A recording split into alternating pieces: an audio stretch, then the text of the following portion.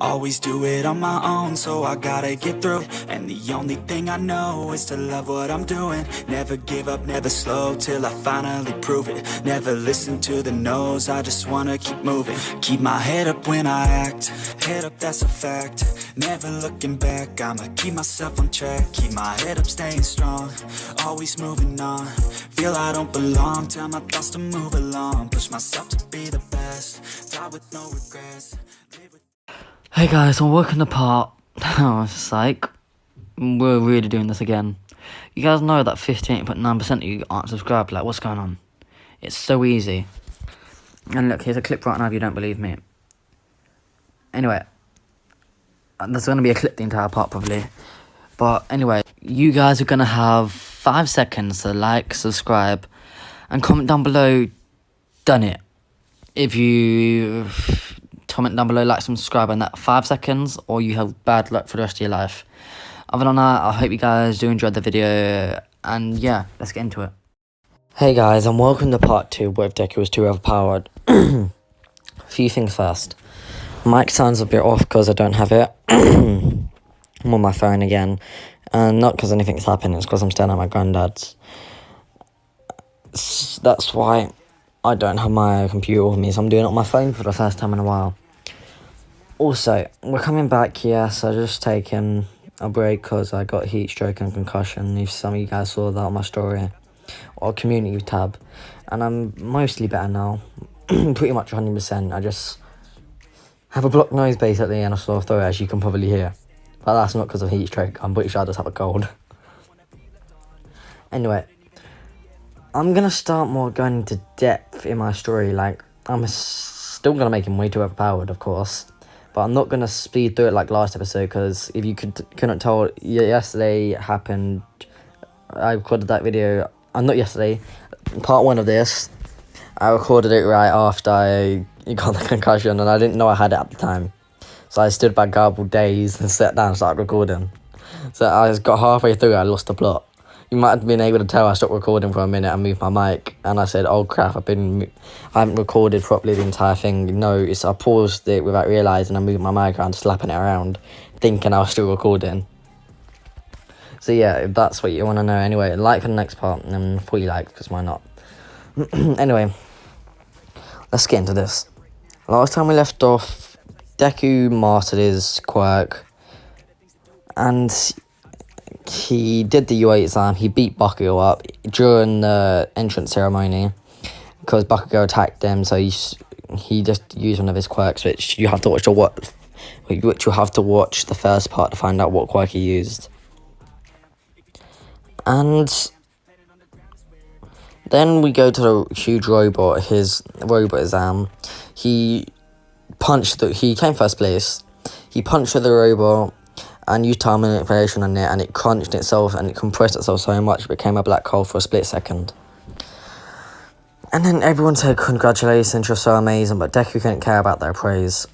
He just thought it was stupid. So he left.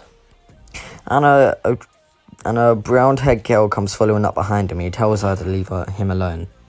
He has no time for friends. At least friends who are just going to try and hold him back and just use him. As Deku could read minds, even though it wasn't her main idea, in the back of Uraka's mind, there was an idea that he could make her a lot of money. It's not what she intends to do, but there was still a thought. And that's one of Deku's quirks, of course. Deku basically has infinite quirks, and it will go more into my favourite ones I gave him. Anyway. And then Deku walks home. He gets stopped by Orma, who congratulates him and tells him he's already passed before he even gets told. And he says he knows. Orma thinks it's a bit cocky, but understands why Deku is cocky, and he apologises, and Bakugo... And Orma apologises for Bakugo trying to attack him and all that. And Ida actually apologises to Deku. And he actually smiles at Ida, because unlike before, when he read Ida's mind, it wasn't that he was trying to use him. He actually read that Ida was actually sorry and actually liked Deku and wanted to look up to him and be like him. It wasn't he wants to be friends with him so he can become a sidekick. also wasn't being influential, he literally just wanted to be friends. And Deku really appreciated it, so he actually showed a bit of kindness to Ida, shocking everybody there. And with that, Deku just goes home. And believe it or not, he hasn't been home since the start of the 3 years. And when his mum sees him, she's so impressed. She's like, Izuku, my boy, you got so tall and muscular. And she hugs him. And Deku smiles. He can sense his mum's fault. It's not, finally, we're going to be rich. He's a strong hero. It's, I've missed him. And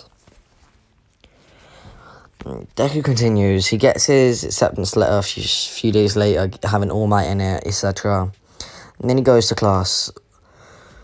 When he walks in, everyone attempts to rush over, but Deku uses time manipulation on himself and appears in his seat. Everyone's shocked and says, "What?" And Deku says, "Ugh." Teacher, start the class. Azawa sits and says, "You notice me?" "Oh, it's a primary presence, but okay. You guys took too long to sit down." He gets a bit flustered, but he continues the class. He mentions their ball test, and Momo says, "Wait, sir, what about the entrance ceremony?" And Deku speaks to Azawa and says, "What's the point of that? We want to come here and learn to be heroes, not sit through assembly telling us how good we are on an exam." And Momo blushes a bit. Deku has no attraction to her at all. And you might have seen on my community tab, there's an actual ship I've already decided on it. It's a ship I wanted to make for a long time. It's not canon, but it's going to start in this episode. Anyway, Deku goes outside and since he came first, he does a ball throw. Deku just opens a portal, shocking everyone, and they thought his quirk was time manipulation. And he chucks it through the portal, and when Ozawa looks at his phone where he's still tracking the ball, it says infinity. Deku says, "I teleported it into another dimension." And Ozawa says, "What?" And Deku says, "Yeah. I call it infinity stones. It's one of the quirks I made." His hands start glowing different colours and he says, "These represent the infinity stones. One gives me super insane strength. One gives me the ability to rewind time, which I can only do with my other quirk, but this one's more efficient. The other one is a soul stone. I basically control souls. It boosts my power. One's the mind stone, etc." He explains all the infinity stones. And he says, "I used a space stone." And Aizawa is just impressed. And everyone asks what his quirk is. He says, "My quirk's called too overpowered." Everyone laughs and says, "Be serious." Deku says, "I am serious. I'm too overpowered. I can literally create whatever quirk I want, use it whenever I want." Everyone says, "You're bluffing," and Deku says, "Fine, let me show you my favourite quirk. It's called Immortal..." Oh, so guys, I lost track of my thought. It's called Immortal Elements. And everyone's like, "What?" Deku summoned at his right side black flames. And he says, "This is an immortal flame, hotter than the sun." And then he can use it on any side. His other side is ice. And he says, This ice is far bluer than anyone's ever seen." He says, "This is immortal ice, unbreakable. And if you touch it, if I want it to, when you touch it, it will freeze you to death." And then he picks up a piece of dirt and he chucks it away, and he's like, "I can't be asked for that." And he punches the ground. A huge boulder comes up from the ground, but something's different about it. It's a darker colour, seems more metallic. And he says, "This is immortal earth. It's the hardest material in the ever universe, and it happens whenever I touch the ground and activate this quirk." Then water comes out of Deku's side. It is so clear, it's unbelievable.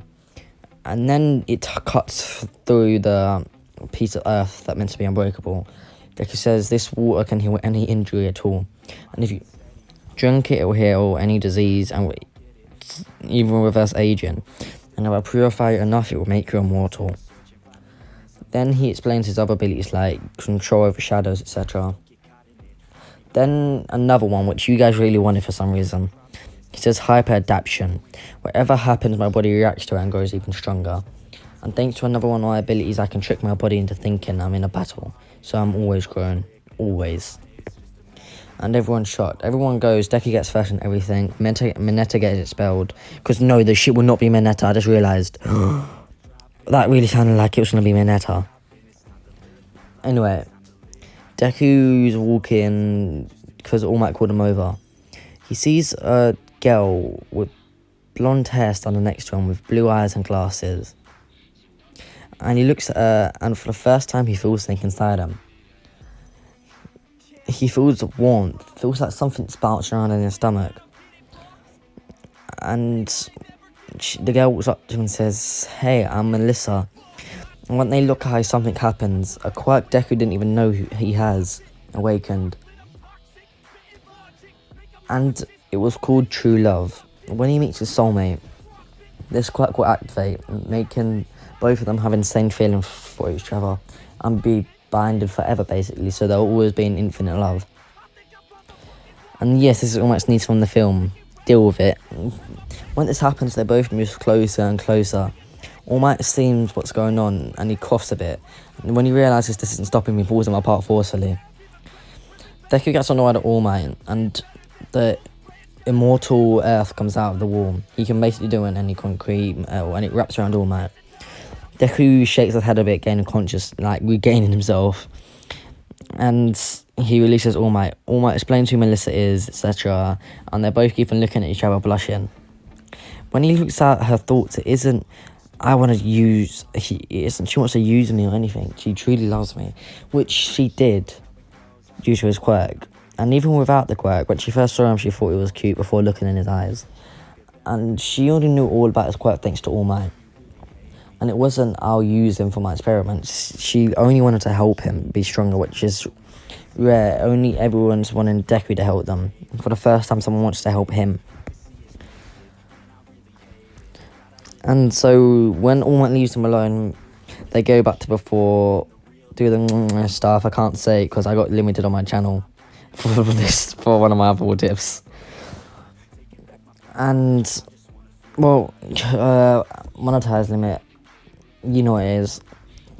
And then they exchange numbers, etc. And they keep their relationship a secret for now. Turns out UA's updated. It has a top of the art science program, which I'm doing for plot. Even better than the school Melissa actually goes to in canon. So now Melissa is transferred to UA. And then we go to the next day, their combat training with All Might. The teams were, thanks to Deku's persuasion, Melissa got put in their class. Melissa, Deku, Bakugo, and Ida. I mean, not Bakugo and Ida, Bakugo and Todoroki. I changed them all up. Considering they got an extra classmate, the teams got changed. And when it starts, Todoroki puts a shield up of ice around the bomb, and then he thinks this won't do nothing against Deku. Or, against Izuku. Or, what do you call him? I'm going to say Midoriya. This won't do nothing against Midoriya. His ice is stronger than mine, his fire is stronger than mine. He probably could end this fight right now by just making some earth come up and destroy us. And then Bakugo charges at Deku. Deku, using his future sight, just dodges everything. Nothing's hurting him. And then Bakugo figures out what's going on with him and Melissa. Melissa's blushing when she sees Deku's fight. He gets annoyed that Deku got a beautiful girl way before him, and he launches a blast at her, thinking this is your punishment. Before the blast hit, Deku appears in front of it and reverses it back at Bakugo, burning up Bakugo's arm. He yells, "You stupid Deku's deactivated his emotion control. Because with that, he was just calming down before he did anything. Now he really wants to do something. Power starts blowing off Deku. All Might sees the situation and knows he couldn't even calm him if he wanted to. And he doesn't want to calm him. Bakugo tried to kill Melissa. And Bakugo lifts up his gauntlet and launches his huge blast. Deku just absorbs it. His eyes sparkle for a second, and then he keeps on walking to Bakugo. He disappears in a flash and appears behind him, kicks Bakugo in the ribs. You can hear a loud snap. Then he grabs his arm and snaps that as well, dislocating the shoulder and breaking the bone at the same time. He grabs Bakugo's head and slams it into a wall. Kirishima yells, "That's not manly." And Deku yells back, forcing himself into their mind, saying, "So attacking a girl, a defenseless girl who was just watching me fight, trying to kill her. I read his mind. He wanted to kill her. He was jealous of me." That's manly, huh? Kirishima's shocked, thinking, no. And Deku's enraged. He forces insane pain on everyone, forcing them to drop to the ground on their knees. And he looks back at Bakugo and keeps on slamming his head into a wall, kicking it, chucking him around. Deku changed the terrain. He edited the land. Everyone's floating in the air. Deku made them up there. Now they're watching a free-for-all. Deku healed Bakugo so they can redo it. And they start fighting. Bakugo tries to put up a fight, but it's nothing. Deku keeps on breaking his bones, breaking his rib until he realizes this isn't enough. His hand then gets encased in a weird energy and he punches Bakugo, sending him flying. And he drags him back, and as his hand touches Bakugo, Bakugo explodes. Deku places his hand out and says, revive. Weird energy appears on the ground and Bakugo comes back out of it screaming. He says, I died. Why am I back? Deku says, I can revive any dead person I've killed, or any soul I stumbled upon. So, I'm gonna kill you endlessly. Deku's eyes flush red, and Bakugo gets put in a sort of illusion. Time moves differently here thanks to Deku's quirk, and he's killed Bakugo billions of times, reviving him. And when they come back to normal time, Bakugo screams in pain and passes out. Deku reactivates his emotion control, calming down. And he checks Melissa's okay and sees a tiny burn and heals it. This small burn was enough to set Deku off again, and he goes to jump towards Bakugo until Melissa calms him down. Bakugo gets healed physically, but when he wakes up, he's still fearful for his life. He's terrified of Deku. Everyone looks at him. They don't blame him for what he did, but do think they do when he went a bit far. And then he says, "So you're telling me, if someone attacked your girlfriend..." Damn it.